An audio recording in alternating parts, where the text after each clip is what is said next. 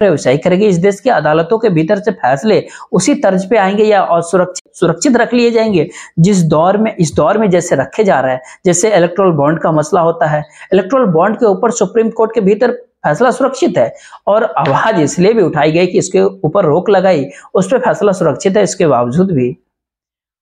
बावजूद भी 5,000 करोड़ से ज्यादा की डील इस दौर में चल रही। इलेक्टोरल बॉन्ड के जरिए जो इलेक्शन के दायरे में आ रहे हैं 2024 के लोकसभा चुनाव के जनवरी के महीने तक 700-800 करोड़ की डील इलेक्टोरल बॉन्ड के जरिए पार्टियों को मिल गई, जिसमें सबसे ज्यादा भारतीय जनता पार्टी को मिल गई। तो फिर अदालतों की भूमिका हो, ब्यूरोक्रेट्स की भूमिका हो, नौकरशाही की भूमिका हो, इस देश के जांच एजेंसियों की भूमिका हो, इलेक्शन कमीशन की भूमिका हो, मीडिया की भूमिका हो, उसके बाद भारत रत्न का ऐलान भी प्रधानमंत्री नरेंद्र मोदी खुद एक ट्वीट के जरिए जब करने लगे, तो फिर प्रधानमंत्री पद पर कोई भी बैठे वह किसी भी आंकड़ों को, किसी भी डाटा को देश के सामने रखे, आप सवाल कैसे पूछेंगे? आप कैसे कहेंगे इस देश के भीतर में कॉर्पोरेट, इंडस्ट्रियलिस्ट, बड़े बड़े बिजनेसमैन, बिजनेस हाउसेस, इनके बीते 10 सालों में 25 लाख करोड़ रुपए दे दिए गए। अब कैसे सवाल पूछेंगे? लिए नहीं गए हैं, दे दिए गए हैं, कर्ज के नाम पे दिए गए हैं और उसको माफी दे दी गई। कैसे आप पूछेंगे कि इस भारत देश की सरकारी बैंकों के भीतर करीब 25 लाख करोड़ में से सीधे सीधे जो वहां के बैंकों के जो लिस्ट में, जो दस्तावेज में दर्ज है, उसमें उसके भीतर करीब करीब 15 लाख करोड़ रुपए उस बुक से, उस फाइल से हटा दिए गए कि देखिए बाई बैंक मुनाफे के भीतर है। आप कैसे कहेंगे उस मुनाफे के भीतर, उन परिस्थितियों के भीतर ऐसा देश में इसलिए लाई गई कि जो रिकवरी हो रही है उसको मुनाफे में दिखा देना। यानी आप ये बात कैसे पूछेंगे कि इस देश के पीएसयू, इस देश के जो 254 से 274 पहुंच गए, जो प्रधानमंत्री नरेंद्र मोदी जिसका जिक्र कर रहे हैं, किसी पत्रकार ने उनसे कोई सवाल नहीं किया और पूछा नहीं कि दरअसल 20 पीएसयू कौन से हैं। कहीं ऐसा तो नहीं है कि एक पीएसयू को आपने 3 हिस्सों में बांट करके उसको गिन दिया है? कोई सवाल करेगा उनसे? कोई पूछेगा? कोई ये सवाल करेगा इस दौर में जो सड़कें बन रही थी उसकी माप क्या थी? अगर 6 लेन होती है, 6 लेन होती है तो एक साथ मान लिया गया 1 किलोमीटर तक बना कोई सड़क तो 1 किलोमीटर नहीं गिना जाएगा, 6 लेन है तो 6 किलोमीटर गिन लिया जाएगा। किसी ने ये सवाल किया, पूछा? कोई बताएगा इस दौर में कितनी बड़ी संख्या में टोल टैक्स से वसूली शुरू की गई? इस दौर में किस प्रकार से रेल भाड़ा बढ़ा दिया गया, वंदे भारत नई ट्रेन ला करके, और उसी जगह से चलकर उसी जगह पहुंचने की जो ट्रेन की जो कीमत है, इस दौर में जो लागत है वो करीब 3 गुना से लेकर के 6 गुना तक बढ़ गया। कोई ये बात पूछेगा? कोई सवाल करेगा? क्या सच में कोई इस देश में कोई पूछने की स्थिति में है? जो निजी हाथों के भीतर जो इस भारत देश की सारी संपत्ति सौंपी गई, इस भारत देश के अलग अलग मंत्रालयों से, मिनिस्ट्री से जो 6 लाख करोड़ का जो प्राइवेटाइजेशन का जो आंकड़ा होता है जो सौंप दिया गया, वह दरअसल क्या था? उसके जरिए इस भारत देश को क्या लाभ हुआ? कोई पूछेगा? क्या सच में कोई इस देश के भीतर बताएगा खुलते हुए एम्स जो है उसके भीतर कितने एम्स पूरी तरीके से काम कर रहा है? या इस दौर में दिल्ली का एम्स भी कहीं बीमार तो नहीं पड़ गया? कोई ये बात पूछेगा कि दिल्ली जगह जगह में एमआरआई की मशीन सिर्फ 3 ही है और डेट लेने के लिए आपको 1 साल से अधिक का इंतजार करना पड़ता है? कोई पूछेगा ये सवाल? क्या सच में कोई ये सवाल करेगा कि किसानों की आय जो थी अब लागत से कम हो गई है? और इन सबों के बीच जो मजदूरों के भीतर तब्दील होते थे, दूसरे राज्यों के भीतर जाकर मजदूरी किया करते थे, जिसमें खास तौर पे झारखंड हो, बिहार हो, उत्तर प्रदेश हो, ओडिशा हो, पश्चिम बंगाल हो, इन सारे जगहों पे किसानी करने वाले मजदूरी में तब्दील हो करके कितनी बड़ी संख्या में बढ़ गए? ये बात कोई पूछेगा? कोई ये डाटा बताएगा कि प्रवासी मजदूरों की तादाद इस देश के भीतर बढ़ गई है?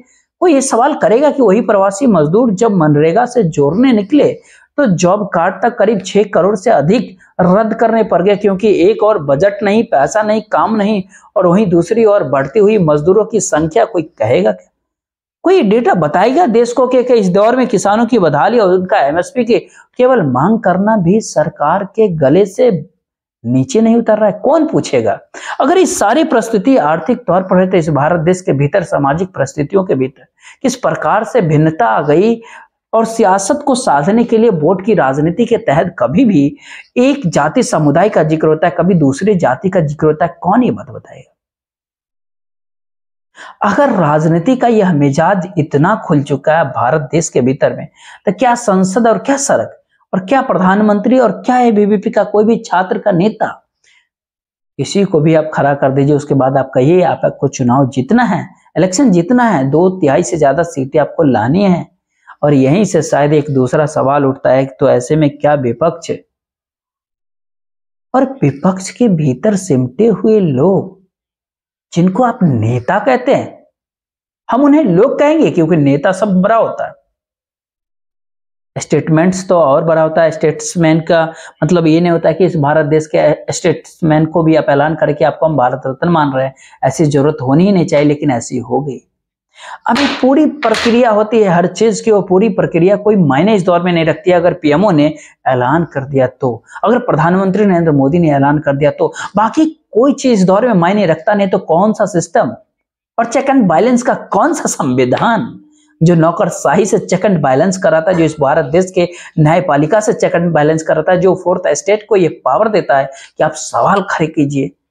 जब चेक एंड बैलेंस नहीं है, जब सिस्टम अनुकूल नहीं है, उस कॉन्स्टिट्यूशन के जिसकी शपथ लेकर इस भारत देश के सिस्टम चलाने की परिस्थितियां हैं, तो इससे खुली राजनीति और क्या हो सकती है। ये पूरा सारा जहां तो छोटा पड़ जाएगा।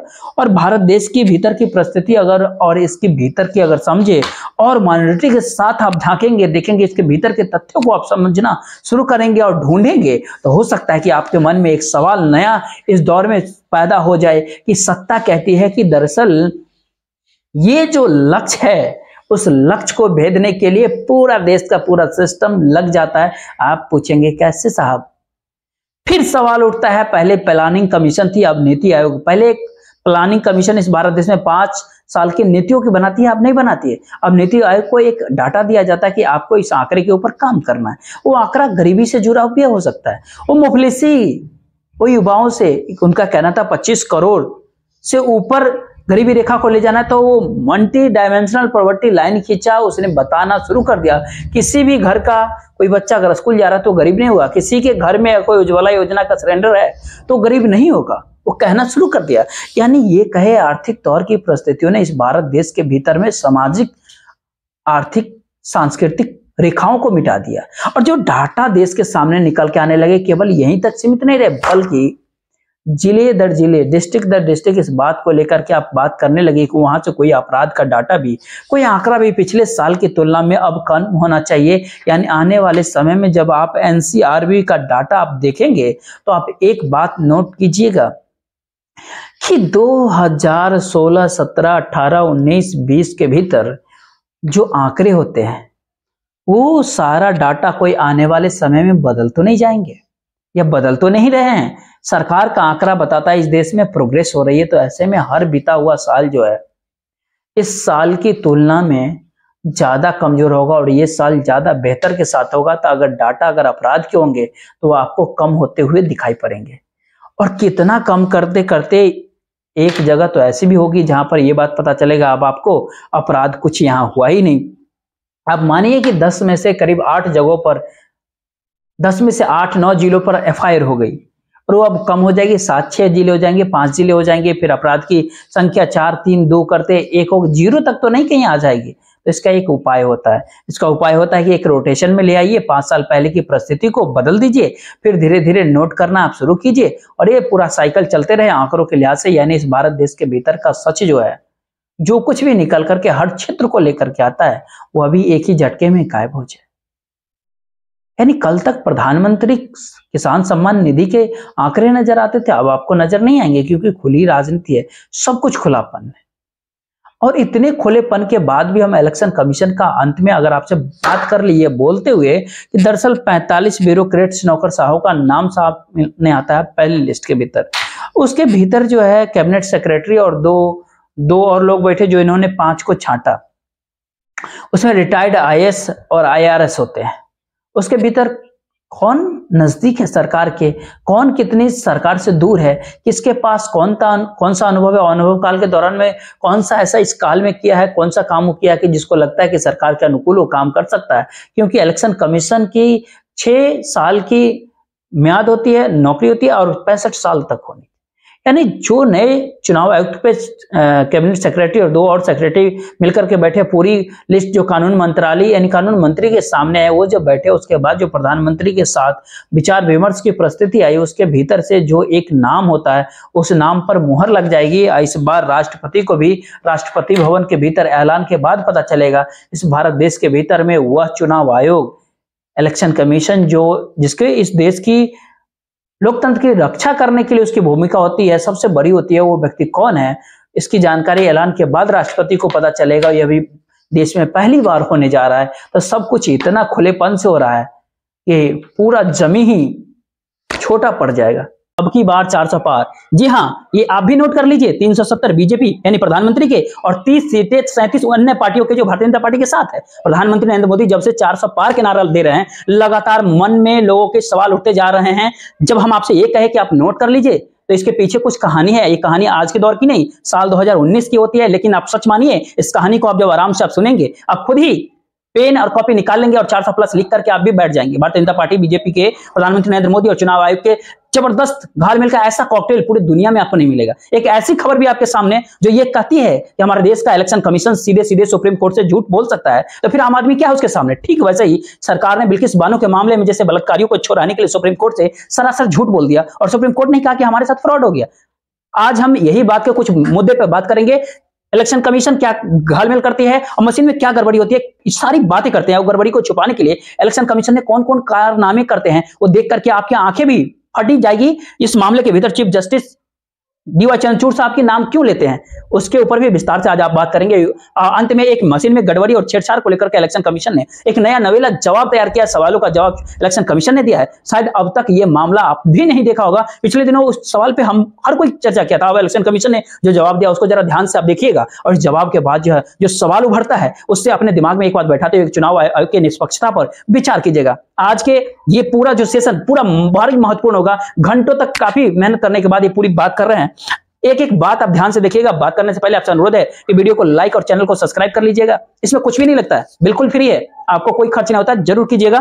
देश भर के भीतर इस समय ईवीएम को लेकर के काफी चर्चा है। चुनावी घपलेबाजी के सवाल उठ रहे हैं, जगह जगह विरोध प्रदर्शन हो रहा है। सुप्रीम कोर्ट के तमाम वकील जनता को जागरूक करने में जुटे हुए। एक तरफ धनाधन सवाल उठ रहे हैं, वहीं दूसरी ओर चुनाव आयोग दुम दबा करके भागता हुआ नजर आता है। सामने से सवालों का जवाब नहीं दिया जाता है। इलेक्शन कमीशन वोटों से घपलाबाजी से, लोकतंत्र के साथ घपलेबाजी, तो लोकतंत्र इससे कमजोर होता है। आम जनता के साथ फ्रॉड होता है। लेकिन वोटों की घपलेबाजी से कोई पार्टी जीत सकती है, कोई हार सकता है। लेकिन इस एक देश के रूप में चुनावी जीत हार से भी ज्यादा बड़ी हार हो जाती है इंसानियत का हार जाना, विश्वास का हार जाना। पिछले कुछ सालों से जो देश के भीतर नफरत का माहौल पैदा हो रहा हो, किसी भी ईवीएम या वीवीपैट से ज्यादा खतरनाक है, क्योंकि मशीनों के भीतर अगर कोई गड़बड़ी हो तो पार्टियां हारेंगी, जीतेगी, लेकिन ये नफरत की आग देश में इंसानियत को हरा देगी। नफरतबाजों को जवाब देने के लिए बात इलेक्शन कमीशन की निष्पक्षता और ईमानदारी की। कहा जाता है कि किसी के बारे में कुछ भी जानना हो तो उसका जरा इतिहास टटोल लीजिए। इतिहास में उसने क्या क्या कारनामा किया, कौन कौन सा घपलाबाजी किया, क्या कुछ किया, उसको समझने में आसान होगी। शुरुआत साल 2019 के लोकसभा चुनाव से बात करते हैं, जिसके बाद पीएम मोदी दूसरी बार देश के प्रधानमंत्री बने थे। चुनाव परिणाम सामने आने के बाद द कुंड के मशहूर पत्रकार पूनम अग्रवाल ने चुनाव आयोग के डाटा का एक एनालिसिस जो किया, तो कुछ विशेष बातें चीज निकल करके सामने आई। उनके रिसर्च में ये बात पता चलता है कि लोकसभा चुनाव के भीतर 373 सीटों के ऊपर डाले गए वोट और गिने गए वोटों के भीतर अंतर देखने को मिला। यानी मशीन के भीतर वोट डाला गया कुछ और काउंटिंग में वोट निकला कुछ और। कुछ जगहों पर ज्यादा वोट मिले, कुछ जगहों पर वोट कम निकले। इन दोनों ही परिस्थिति में ध्यान से अगर देखेंगे तो वोट ज्यादा और कम निकलने से भी किसी को लाभ हो सकता है, वोट कम निकलने से भी किसी को लाभ हो सकता है। यानी कि यह कहे कि अगर किसी पार्टी को जितवाना है तो वहां पर वोट बढ़ाया जा सकता है, और किसी खास को जिताने के लिए ही विरोधियों का वोट कम भी किया जा सकता है। यानी संभवतः कुछ भी है। तो अब जगह कुछ आराम से कुछ मिनट तक आप आराम से देखिए वीडियो को। और क्या क्या द कुंड की एक रिपोर्ट में एक और बात बताई जाती है। शुरुआत के 4 चरण के जो चुनाव हुए थे उसके भीतर 373 लोकसभा सीटों के ऊपर डाले गए वोट और गिनती किए गए वोटों के भीतर काफी अंतर था। 373 सीटों के भीतर 220 में वोट कम पड़ा, गिनती में ज्यादा आ गया, और बाकी के भीतर वोट ज्यादा पड़ा, गिनती में कम हो गया। यानी 2-3 एग्जांपल आप देखेंगे। तमिलनाडु के 3 सीटों के ऊपर एक जगह वोट पड़ा था 12,14,000 वोटों की काउंटिंग हुई 12,32,000, यानी 18,000 से अधिक वोट एक्स्ट्रा वहां हो गए। इसी प्रकार से दूसरी सीट पर 17,000 से अधिक वोट पड़ गए, बढ़ गए वहां। तीसरी सीट पर 14,000 से अधिक वोट बढ़ गए, और यूपी के मतवा में 9,009 से अधिक वोट बढ़ गए, जहां से हेमा मालिनी भारतीय जनता पार्टी की सांसद चुनी गई थी। देखते जाइए आगे इलेक्शन कमीशन ने जो जवाब दिया उसको ध्यान से देखिएगा, और पूरी ईमानदारी पे आप ताली मार करके बजाइएगा। तमिलनाडु का 5 सीटों का आंकड़ा कहां कितना वोट बढ़ता है, यूपी का देखिए, बिहार का देख लीजिए, अरुणाचल प्रदेश का जाके देख लीजिए। अब उन जगहों का देखिए जहां पर वोटर कम हो गए, त्रिपुरा बेस्ट के सीट पर वोट पड़े ज्यादा और वोटों की काउंटिंग हुई कम। और वो 2 4 10 वोट नहीं, करीब 19,776 वोटों का, यानी मोटा मोटी आंकड़ा 20,000 वोट कम हो जाते हैं। वोट ज्यादा पड़े, वोट गिने गए कम वहां पर। इसी तरह से एक अन्य सीटों के ऊपर 11,000 से अधिक वोट कम हो गए। भुवनेश्वर की सीट पर 8,000 से अधिक वोट कम हो गए। और चौंकाने वाली बात यह होती है कि जब इन सारे सवालों को क्विंटन ने चुनाव आयोग के सामने रखा और पूछा कि ये गड़बड़ी क्यों हुआ, कैसे हुआ, कहां से हुआ, तो इलेक्शन कमीशन ने कहा अच्छा हम देखते हैं, इस पर बात करेंगे। लेकिन जवाब देने की बजाय, बताने की बजाय, स्पष्टता करने के बाद उस वेबसाइट से पूरा सिस्टम ही डिलीट कर दिया। जहां से पूरा डाटा ये देखा जा सकता है उसको ही हटा दिया। ना रहेगा बांस ना बजेगा देश में बहुत सारी। प्रेस रिलीज में इलेक्शन कमीशन ने क्या कहा उसको जरा ध्यान से देखिए। इंडिया टुडे के इस रिपोर्ट में देखिए और भाषा भी उसका देखिए। चुनाव आयोग ने कहा कि 2019 के लोकसभा चुनाव में इंसानों ने वोट दिया, भूतों ने नहीं दिया था। और वोटों की गिनती में गड़बड़ी के सारे आरोपों से इनकार किया गया। इंडिया टुडे के एक रिपोर्ट के अनुसार चुनाव आयोग ने जवाब दिया था वो तो अनुमानित आंकड़ा था, फाइनल आंकड़ा नहीं था। जबकि द क्विंट की एक रिपोर्ट में स्क्रीनशॉट के ऊपर आप देखेंगे कि final voter turnout of phase 1, 2, 3 and 4 Lok Sabha election 2019, यानी चुनाव आयोग ने यह आंकड़ा फाइनल टर्नआउट के रूप में दिया था, कोई प्रोविजनल नहीं, कोई अनुमानित नहीं। और तो और प्रोविजनल आंकड़ा था 5वें, 6ठे, 7वें चरण का, जिसमें द क्विंट ने देखा ही नहीं। और सवाल उठता है कि क्या वोटों के घटने बढ़ने को लेकर के इलेक्शन कमीशन साफ साफ झूठ कह रहा है। और ये झूठ 2019 का लोकसभा चुनाव का खुद अपने वेबसाइट पर फाइनल डेटा लिखता है और खुद जब सवाल उठता है तो पूरा मामला ही वहां से डिलीट कर दिया जाता है। दूसरे दिन जवाब आता है कि वो तो फाइनल डाटा था ही नहीं, वो तो प्रोविजनल था, अनुमानित था। और अच्छा हुआ कि द क्विंट ने स्क्रीनशॉट लेकर के रखे हुआ था, वो दिखाया इलेक्शन कमीशन को, देखो तुम क्या लिखते हो। अब खुद आप सोच सकते हैं 373 सीटों के ऊपर वोट पड़ता है कुछ और, वोटों की काउंटिंग होती है कुछ और, जबकि भारत देश के भीतर लोकसभा के चुनाव के भीतर बहुमत का आंकड़ा 272 का ही होता है। 272 चाहिए और गड़बड़ी निकलती है 373 के भीतर। आप खुद ही सोच सकते हैं, सहज अनुभव कर सकते हैं। एक और झूठ का संदेह पैदा होती है, एक और पूरी कि कुछ देर बाद आपसे जिक्र करेंगे। लेकिन एक बात अपने आप से एक बात कीजिए कि अक्सर वोटों की संख्या बढ़ी हुई नजर आती है तो कहा जाता है कि मॉक पोलिंग होती है, यानी सीखने सिखाने के लिए जो वोट डाला जाता है, कभी कभी अधिकारी वो डिलीट करना ही भूल जाते हैं, रीसेट करना भूल जाते हैं, इसलिए वोटों की संख्या ज्यादा होगी। तो फिर सवाल उठता है जो हजारों हजार वोट कम होने की कहानी होती है, ये कहां से पैदा होती है। इन मामलों के ऊपर इलेक्शन कमीशन ने बताया ये फाइनल डाटा हम लोग कुछ दिन बाद जारी करेंगे। अब 4 साल बाद इंडियन एक्सप्रेस की एक रिपोर्ट आती है, कहा जाता है कि 4 साल बीतने के बावजूद लोकसभा चुनाव के जो डिटेल होता है वो चुनाव आयोग ने नहीं दिया। चुनाव कराने वाले लगा 1 महीना और 4 साल बीतने के बाद भी इलेक्शन कमीशन वोटों की गड़बड़ी के आरोपों के ऊपर पूरी डिटेल नहीं देश को सौंप पाया। अब तक तो एक और अगली कहानी होती है, लोगों को चुनाव प्रक्रिया के ऊपर भरोसा रहे, इसके लिए वीवीपैट जोड़ दिया गया ताकि लोग देख ले कि जिसको वोट दे रहे हैं उसी को वोटवा मिल रहा है। वीवीपैट की जब पर्ची को मिलान किया जाता है इसलिए ताकि लोगों को भरोसा हो जाए कि जितना मशीन में वोट पड़ा उतना ही पर्ची में निकला, उतना ही छपा। इसके लिए इलेक्शन कमीशन का एक नियम होता है कि पर्चियों को 1 साल तक संभाल कर रखा जाएगा। कहीं कुछ गड़बड़ी हुई, कहीं कोई आरोप लगा, सवाल उठा तो तुरंत तरह गिन के दिखाएंगे कि देख लीजिए सही है। लेकिन 2019 के लोकसभा चुनाव के मामले में इलेक्शन कमीशन ने गजब का खेला किया। पूरे कहते हैं ना विश्व स्तरीय पे गजब का खेला, अपने नियम कानून का ऐसी की धज्जी उड़ा दिया, बकिया उधर कर रख दिया। कहा जाता है कि 4 महीने के भीतर ही पर्चियों को रद्द कर दिया गया। ये बाद में पता चलता है कि केंद्रीय चुनाव आयोग से चिट्ठी भेजी गई थी कि पर्चियों को नष्ट कर दो। सवाल उठता है कि जब आपका नियम है 1 साल तक पर्चियों का संभाल कर रखेंगे तो 4 महीने में ही पर्चियों को नष्ट करने की आवश्यकता क्यों पड़ गई। क्या चोर की दाढ़ी में तिनका वाली बात है या पूरी दाढ़ी ही तिनकों से भरी हुई पड़ी है। ये सबूत नष्ट करने जैसे मामला नहीं होता है, सबूत मिटाने गायब करने जैसे मामला नहीं होता है। आखिर इलेक्शन कमीशन को किस बात की जल्दी होती है कि साल भर तक बचा के रखने वाली पर्ची को 4 महीने के दौरान ही नष्ट करवा दिया। लेकिन इस बात से घबराइए नहीं, 2019 के लोकसभा चुनाव में डाले गए वोट और गिने गए वोटों के भीतर भारी गड़बड़ी देखने को मिली, ये सत्य है। 4 सालों तक इलेक्शन कमीशन जवाब नहीं दे पाया, डिटेल्स नहीं सौंप पाया, सुप्रीम कोर्ट सब कुछ देख रहा है। 1 साल तक संभाल कर रखी जाने वाली पर्ची को 4 महीने के भीतर निपटा दिया गया, लेकिन सुप्रीम कोर्ट सब कुछ देख रहा है। अब सुप्रीम कोर्ट के भीतर ही इलेक्शन कमीशन द्वारा बोले गए एक महाझूठ को समझ लीजिए। द काडा की एक रिपोर्ट होती है, ये रिपोर्ट भी 20 मई 2019 की होती है। दरअसल विपक्ष की पार्टियों ने 21 पार्टियों ने मिलकर सुप्रीम कोर्ट के भीतर याचिका दायर किया था, जिसमें इलेक्शन कमीशन से मांग किया वीवीपैट से जो पर्ची निकलती है तो कम से कम 50% पर्ची का मिलान कराया जाए ताकि पता चले कि वोटों में कहीं कोई गड़बड़ी नहीं हुई। लेकिन इलेक्शन कमीशन ने एक हलफनामा दिया, उसको देखने के बाद सुप्रीम कोर्ट ने विपक्षी पार्टियों के इस याचिका को खारिज कर दिया। इलेक्शन कमीशन ने इस हलफनामे में क्या कुछ कहा जरा आप ध्यान से देखिएगा और ये भी सुनिएगा आप कि काफी बड़का वाला झूठ कैसे होता है। इसको झूठ क्यों लिखा। इलेक्शन कमीशन ने सुप्रीम कोर्ट से कहा कि पिछले 2 सालों के भीतर वीवीपैट और ईवीएम में मिलान में कहीं कोई गड़बड़ी नहीं मिली और इलेक्शन कमीशन 2013 से इलेक्शन कमीशन वीवीपैट गड़बड़ी होने का कोई शिकायत नहीं मिली, एक शिकायत मिली है। इलेक्शन कमीशन ने सुप्रीम कोर्ट में दावा कर दिया कि मई 2017 से जितने भी राज्यों में विधानसभा और लोकसभा के जो भी चुनाव हुए या उपचुनाव हुए उसके भीतर 1500 मतदान केंद्रों के भीतर वीवीपैट का मिलान हुआ, ईवीएम के वोटों से कराया गया, जो कि बिल्कुल बराबर पाया गया, कहीं पे कोई गड़बड़ी नहीं मिली। लेकिन इसके बावजूद न्यूज़ 18 में एक पीटीआई की एक रिपोर्ट होती है जो गुजरात के तत्कालीन मुख्य निर्वाचन अधिकारी ने माना था कि 30 दिसंबर 2017 को विधानसभा चुनाव के भीतर 4 सीटों में मतदान केंद्रों के भीतर वीवीपैट और ईवीएम के परिणामों में अंतर पाया गया। हालांकि एक बात और उन्होंने कहा, निर्वाचन अधिकारी की गलती से ही सब कुछ होगा। मॉक वोटिंग के बाद मशीनों को रीसेट नहीं किया गया था। ऐसे मई 2018 में कर्नाटक से एक मामला सामने आता है, जहां पर वोटों की गिनती में अंतर पाया जाता है। इन गड़बड़ियों के काफी सारे आरोप सामने आए, लेकिन फिर भी इलेक्शन कमीशन ने सुप्रीम कोर्ट में ये कहा कि 2 साल के दौरान कहीं कुछ गड़बड़ी नहीं मिला है, केवल एक ही शिकायत मिली है। वैसे ये सारे सवाल काफी गंभीर होते हैं। ये मॉक पोल के वजह से 10, 20, 50 वोट ऊपर हो सकते हैं, हजारों वोट कम कैसे हो सकता है? जो आंकड़ा चुनाव आयोग ने फाइनल बता करके आम जनता के सामने रखा, उसको अचानक क्यों हटाया जाता है? सालों बीत गए, अब तक जवाब क्यों नहीं दिया गया? फाइनल डाटा क्यों नहीं सामने रखा गया? इलेक्शन कमीशन की ये कौन सी निष्पक्षता है, कौन सी ईमानदारी है? क्या इन सबको देख करके भारत देश की जनता चुनाव इलेक्शन कमीशन पे भरोसा करेगी? आप खुद ही सोच सकते हैं, पिछले कई महीनों से सुप्रीम कोर्ट के तमाम वकील, तमाम ईवीएम के जानकार इलेक्शन कमीशन से 50 मशीन मांगते हैं, लेकिन इलेक्शन कमीशन देने को तैयार नहीं है। ठीक इसी प्रकार से 6 महीने से विपक्ष के तमाम नेता चुनाव इलेक्शन कमीशन से मिलने का समय मांग रहे हैं, लेकिन इलेक्शन कमीशन के अधिकारियों के पास विपक्षी नेताओं से मिलने का समय नहीं है। उसी इलेक्शन कमीशन के तमाम अधिकारी जनता के बीच भेजे जा रहे हैं, बहुत सारी गाड़ियां भेजी जाती है ईवीएम के भीतर भरोसा पैदा करने के लिए, और ईवीएम के ऊपर उठने वाले सारे सवालों का एक इलेक्शन कमीशन ने एक जवाब दिया। इसको भी आप ध्यान से देखिएगा, लेकिन उस जवाब को जानने